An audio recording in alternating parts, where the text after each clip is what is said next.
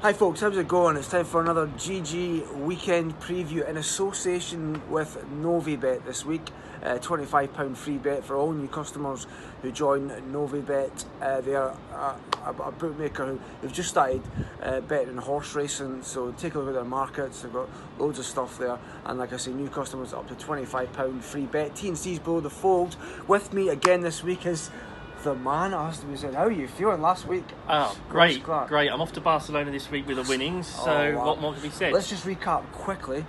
3 picks last week, 3 winners. You had positive evens in the Solario Stakes, you had Judicial at 13-2, and then Lavender's Blue at 12-1. So I did the maths, and it worked out as a 194-1 treble. So, man, you must have had some Saturday night. It was some Saturday night, and this Saturday night is going to be another great Saturday night. Fantastic, so let's just hope we can follow up.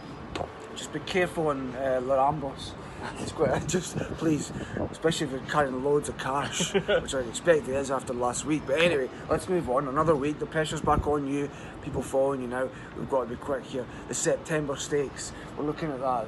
5+2 Enable against Crystal Ocean in this race last year. Not quite the same this year. 94 Best Solution, 5-1 Mutazdar, 6-1 Royal Lion, and 91 Sun Maiden. What's your thoughts here?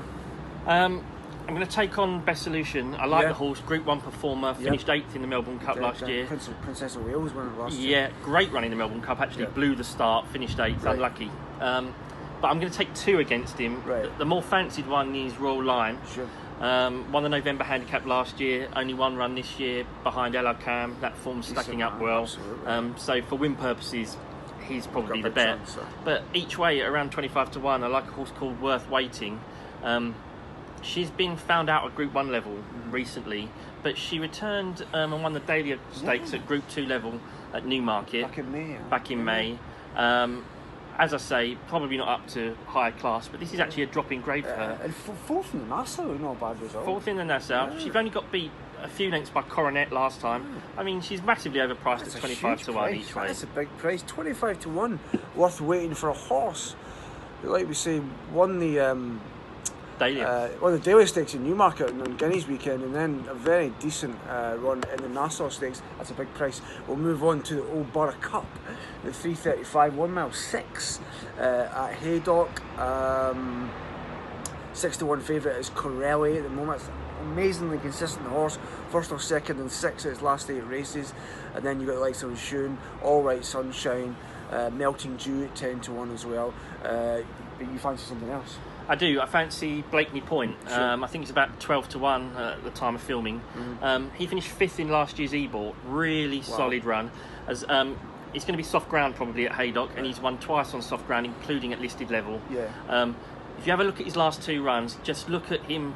He's just out the back, but he's creeping into contention. The ability is clearly still there. Sure. He looks as if he's coming back to form, so I think he's pretty solid. Each way, 12-1 won't put anyone off. Sure, it's a tough handicap, that one, isn't it? Tough, but they've all got to be won by something. Absolutely, a double-figure price. You're good at tipping those double-figure prices. We move on to the best race of the day at the Haydock Sprint Cup, the 4:10, live on ITV. Really looking forward to it. One of the last sort of end of season sprint championship races. Advertised 3-1, 10 Sovereigns at 5-1 was really disappointing in the Nunthorpe after his explosive July Cup win. 5-1 Kadimi, the fantastic Stewards Cup winner, and then you got like some new Dream of Dreams at 9-1. Cracking race on Saturday. Martin Meads advertised at the top of the betting. Looking for another trophy after Commonwealth Cup in the Pre-Morris de Geest. Do you think he'll do the business again? I don't think he'll do the business again. He's a really solid horse, as you say, admirable Group 1 performer, consistent. 10 Sovereigns arguably won't run because of the ground. I mean, let's be honest, they're going to be squelching rather than sprinting to victory this Saturday. At Haydock, what a surprise. At Haydock, what a surprise. Going Stick's probably going in up to someone's chin. And so we're going to take, looking again for another outsider. I'm going to take Hallow Yumzane. All right. He's another one of these 3-year-olds that started the season. They tried to eke him out, tested him in a Guineas trial. Stamina patently wasn't there. Thrashed Calix at Haydocks on his next run. That's right. So he's got great course form. And then in the Commonwealth Cup last time, finished 3rd behind Advertise. Missed the break, reared up in the stalls. Right. When he came to challenge, he came there with a good-looking run, hung a bit to his left. Sure. You've got to remember, he's the most inexperienced runner in this field. He's only had 6 runs, so there's still plenty of improvement to come. 12 to 1, loves soft ground. I can't see much wrong with his chance. Absolutely. Question marks with the front runners in the market, so it does make sense here. 12 to 1. This horse hasn't done much wrong, has it? Not done nothing wrong. And he's only a 3-year-old. As I say, just the 6 runs. He's not going to regress, I would have thought. He's been freshened up for this. Looks as if this has been his late target. I really like his chances. Absolutely, good stuff. Well, was it 174 to 1 treble last week? Let's see what you can do this week.